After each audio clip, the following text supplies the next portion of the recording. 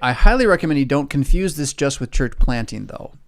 Don't blame church planting per se, but the church growth movement, that's what you're talking about. From my end, again, the biggest issue is the doctrine of election and the Lord's Supper as the place of electing, baptism too. But what the church growth movement does is it says, if you don't do this, church, then there won't be church. But the this isn't baptize, teach, eat the supper. The this is manage the corporation in a certain way, reach the community's felt needs, whatever those might be. And one of them is always rock and roll, mediocre or good.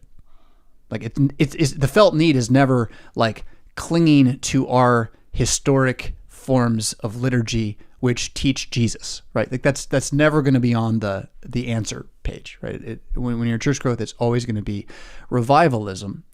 Finney is 200-year-old movement there.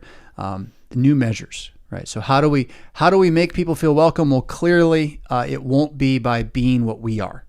We'll have to be more like something else. And so is this a Baptist movement? Yeah, always has been.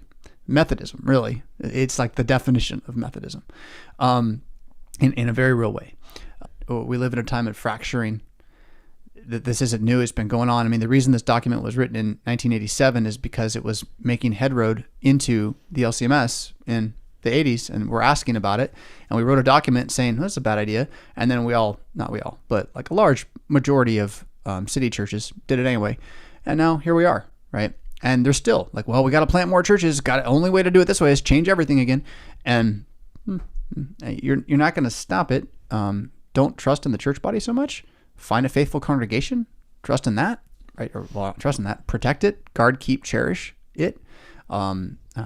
Speak to your pastor regularly about how glad you are for a faithful, steadfast, normal church. Right. Expect that trends and fads will come and go. So, and by come and go, I don't mean like 1 year, 2 year. I mean like 40 to 60 years. Right.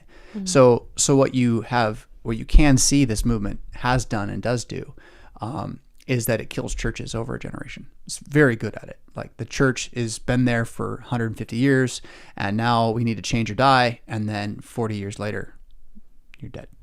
Very small.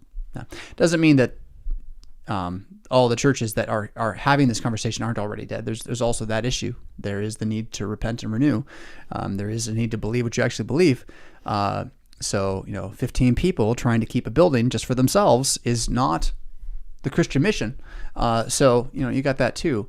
But I don't know. If it's 2022 and you're having a conversation right now about getting a praise band, like, I just don't. That ship has sailed. It's just ship has sailed.